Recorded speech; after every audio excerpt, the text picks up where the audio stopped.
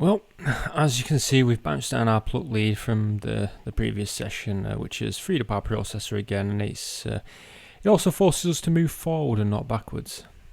Now, for this session, we're going to work on the last of our musical ideas that we got down in the very first session, the chords.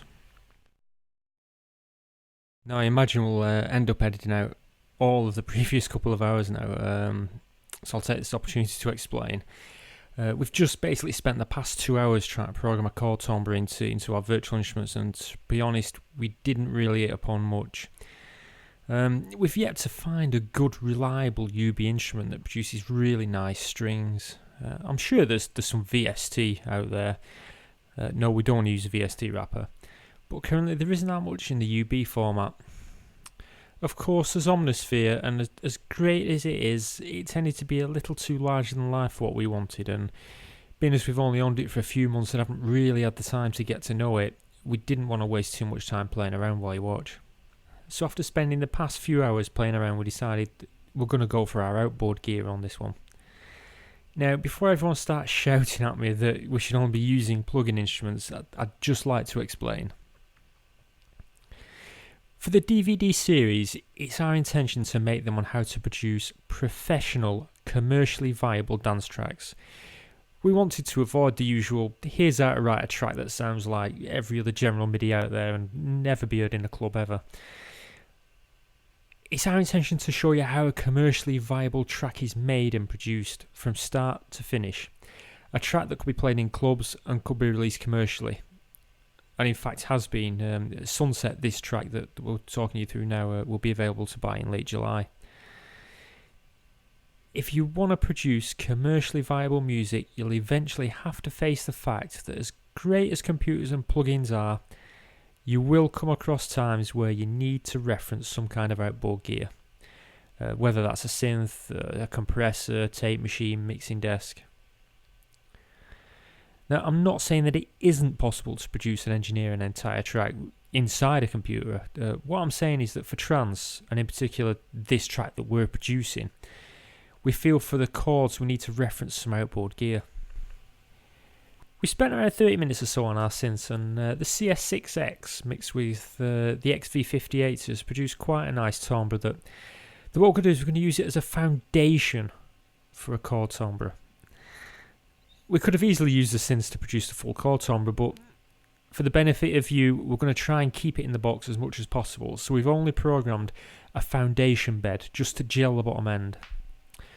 So in true Blue Peter style, we've already played the MIDI out, mixed the output of the CSX and XV into the SSL, and we've recorded it back into Logic through our Apogee. We'll just play that back so you can have a quick listen of what we've imported.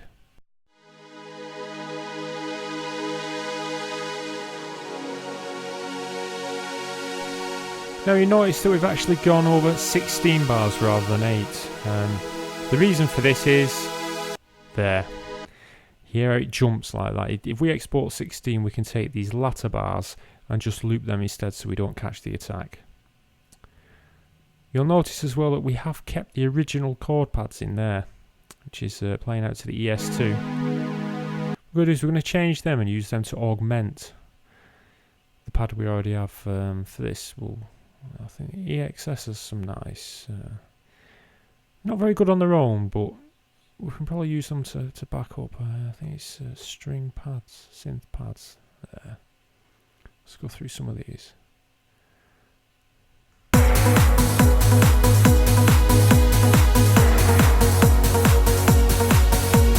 Oh dear, that's not very good.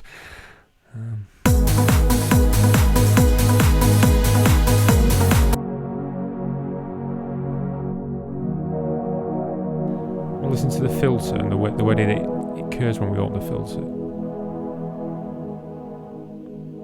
Well, that's quite nice, that, yeah. I think we'll use that one.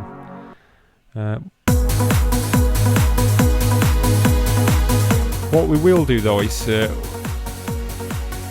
change that cut off.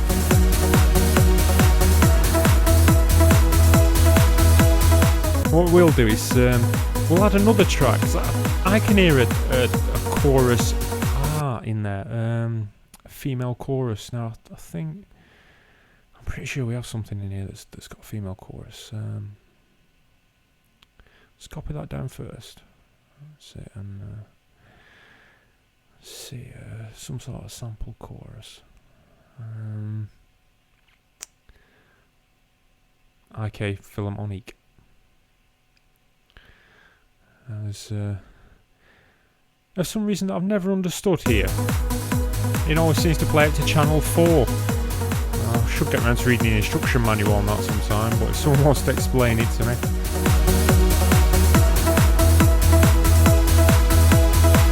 I just want a basic female R. Just to sit behind the pad and really lift it up.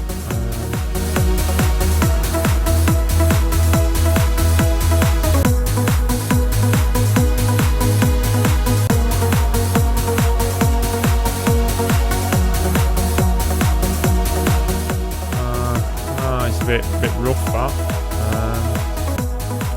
Something a bit lighter.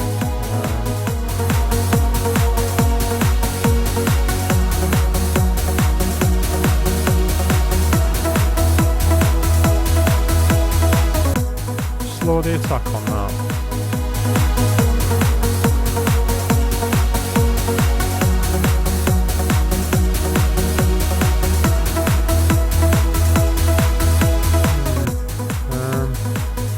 I know, transpose it up by 12, we'll try that. That's much better.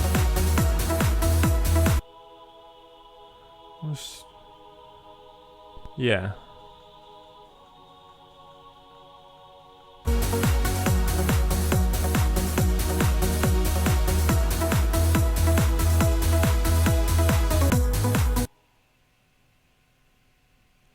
What we'll do is we'll split this here. We'll take that beginning off because that loop's starting to do my head in now. So we'll move that back so we get a better loop.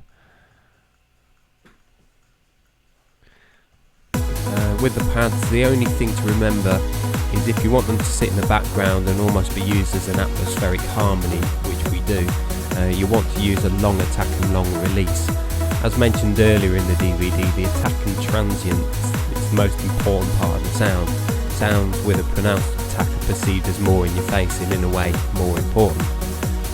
For this pad we didn't want the focus to be on it, so a longer attack is what we chose.